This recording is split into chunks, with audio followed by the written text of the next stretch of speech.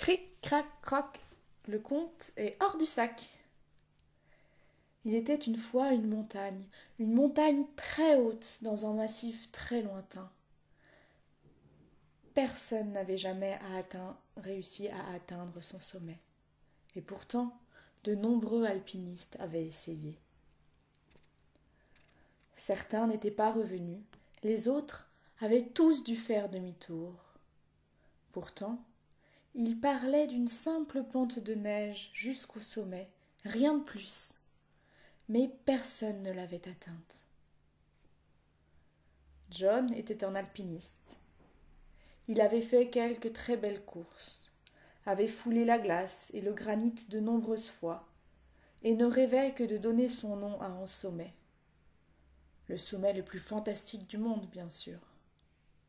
Il voulait devenir le meilleur alpiniste de tous les temps.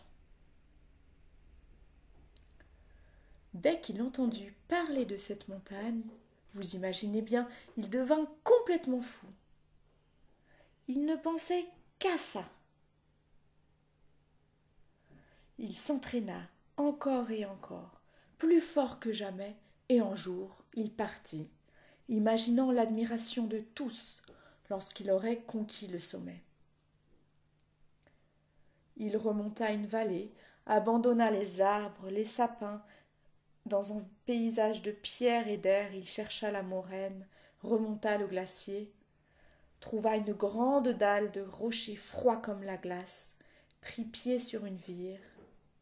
Enfin, il vit le sommet tout proche. Une simple pente de neige l'en séparait. Obnubilé par ces quelques mètres, il ne vit pas la silhouette toute proche. C'était le génie de la montagne. Il était penché sur une petite araignée. « Ami, murmura-t-il, tu sais que ta famille garde ce sommet depuis des générations. Elle ne laissera monter à son qu'une personne qui sera là par amour de la montagne, de la lumière sur les cimes, une personne dont l'enthousiasme aura bousculé tous les obstacles. Tu vois cet homme, il ne veut réussir que par désir de gloire.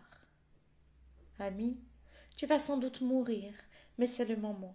Tu es la gardienne de tout ce qui t'entoure. »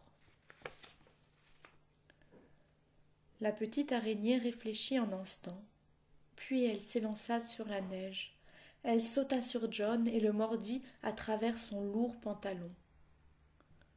Une douleur incroyable le terrassa. Il vacilla, ne put plus avancer. Le poison se répandait dans ses veines. Pas le choix. À ces altitudes, il risquait bien trop.